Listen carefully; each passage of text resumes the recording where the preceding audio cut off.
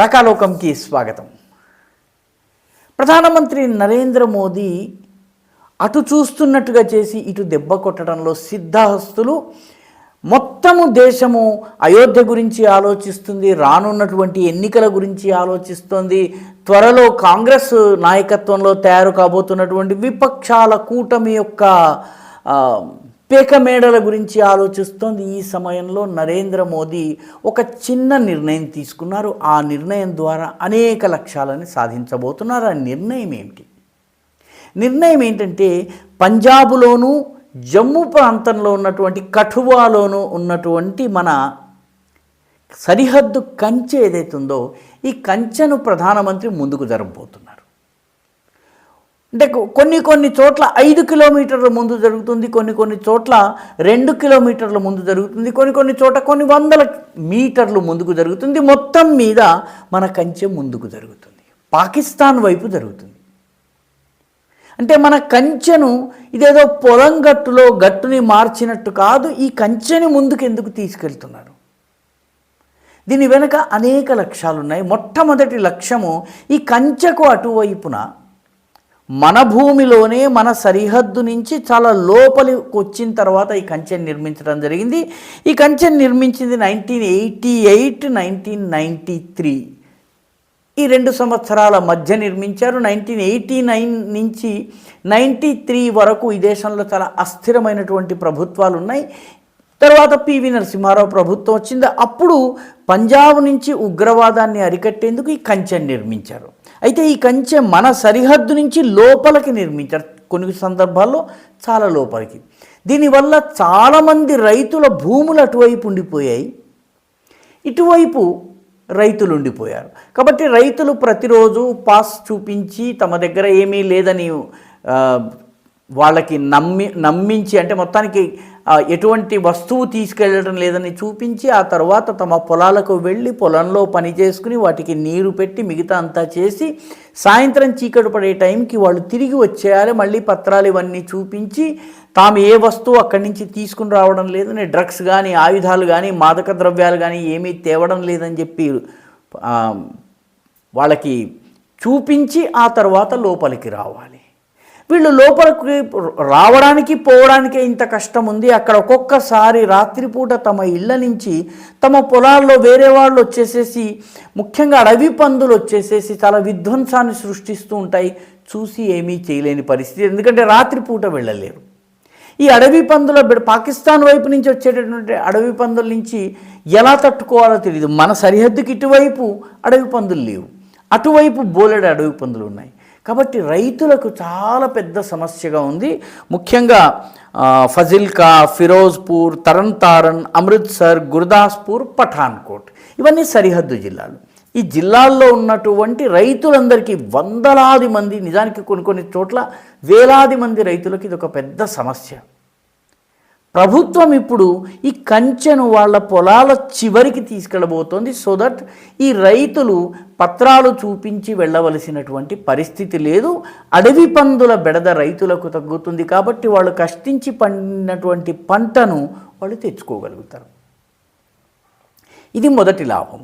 రెండవది, కంచెను అంత దూరం దాకా తీసుకెళ్ళటం వల్ల అక్కడ పనిచేస్తున్నటువంటి రైతులకు ఆ పాకిస్తాన్ వైపు నుంచి డ్రోన్ల ద్వారా మిగతా వస్తువుల ద్వారా మాదక ద్రవ్యాల్ని, ఆయుధాలని పారేసి ఆ ఆయుధాలని ఏదో రకంగా పొలాల నడుమ నుంచి ఇండియాలోకి స్మగుల్ చేసేటటువంటి పనులు జరిగేవి.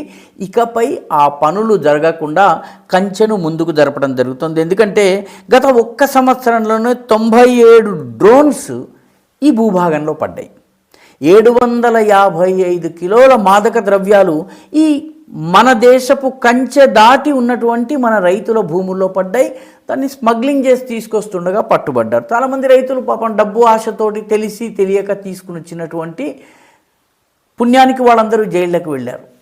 ఈ రకంగా ఇప్పుడు ఆ రకంగా డ్రోన్స్తో ద్వారా మాదక ద్రవ్యాలని వేయటము, వ్యక్తుల ద్వారా వాటిని ఇండియాలోకి స్మగుల్ చేయించటము, ఆయుధాలు కానీ మాదక ద్రవ్యాలు కానీ ఆగిపోతుంది.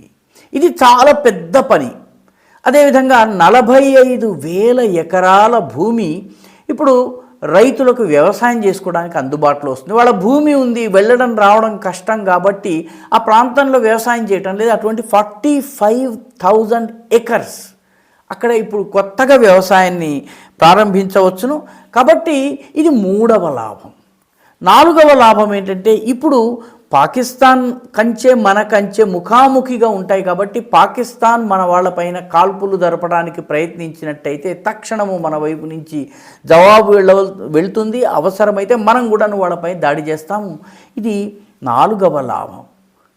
కఠువా ప్రాంతంలో అయితే నిత్యము పాకిస్తాన్ నుంచి కాల్పులు జరుగుతూ ఉంటాయి కాబట్టి రైతులు అసలు పొలాలు పండించడమే మానేసేశారు. జమ్మూలో కఠువా ఉంటుంది ఆ ప్రాంతంలో. అందుకని రైతుల కోసము మన భద్రతా దళాలు బుల్లెట్ ప్రూఫ్ ట్రాక్టర్లను తయారు చేసి ఇచ్చాయి.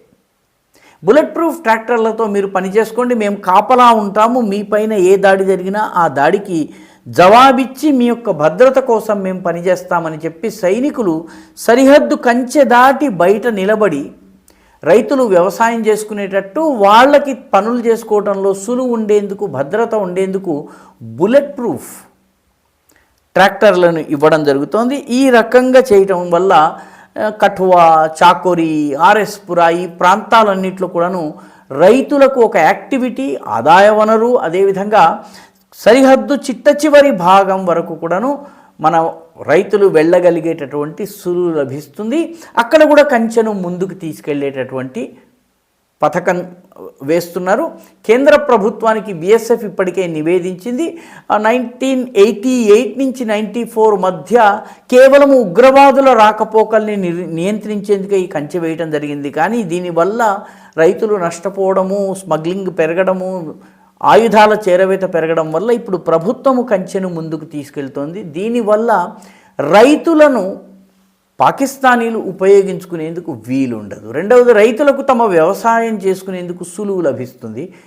ఈ రకంగా ఇటు పంజాబ్ అటు జమ్మూ కాశ్మీర్లో ఉన్నటువంటి ఇంటర్నేషనల్ బార్డర్, అంటే జమ్మూ కాశ్మీర్లో కొంత భాగం ఇంటర్నేషనల్ బార్డర్ ఉంటుంది, మిగతా కొంత భాగం ఏదైతే ఉందో అది లైన్ ఆఫ్ కంట్రోల్గా భావిస్తాను. 1948లో ఏర్పాటైనటువంటి లైన్ ఆఫ్ కంట్రోల్ అది. కాబట్టి ఈ ఇంటర్నేషనల్ బార్డర్లో ఇప్పుడు కంచెను ముందుకు జరపాలని అక్కడ ఉన్నటువంటి సరిహద్దులో ఉన్నటువంటి భద్రతా దళాలు ప్రతిపాదన ఇచ్చాయి. ప్రభుత్వం అంగీకరించింది. రాష్ట్ర ప్రభుత్వంతో ఇప్పుడు ల్యాండ్ అక్విజిషన్ పని కొనసాగుతోంది. త్వరలోనే కంచె ముందుకు వెళ్తుంది. 88, 93 ప్రాంతంలో ఏదైతే హడావిడిగా నిర్మించారో ఇప్పుడు దాని నుంచి పాఠాలు నేర్చుకుని ముందుకు తీసుకెళ్ళటం జరుగుతుంది. ఒక్క దెబ్బతో సరిహద్దు కంచెను ముందుకు జరపడం వల్ల అనేక లాభాలను భారతదేశం సాధించబోతోంది. మిగతా దేశమంతా ఎన్నికల్లో ఉండి, మిగతా దేశమంతా రకరకాల రాజకీయాల గురించి మాట్లాడుతూ 2024 ఎన్నికల గురించి మాట్లాడుతుంటే మన భద్రతా దళాలు, మన కేంద్ర ప్రభుత్వము చడీచప్పుడు కాకుండా ఈ నిర్ణయం తీసుకుంది. ఈ నిర్ణయం తీసుకుని కంచెను ముందుకు తీసుకెళ్లేటటువంటి పనిని చేపట్టింది. ఇది నిజంగా అభినందనీయమైనటువంటి పని. ఈ వీడియో మీకు నచ్చినట్టయితే లైక్ చేయండి, షేర్ చేయండి, ఈ ఛానల్కు సబ్స్క్రైబ్ చేయండి. మీ అభిప్రాయాన్ని కమెంట్ల రూపంలో తప్పనిసరిగా పంపించండి.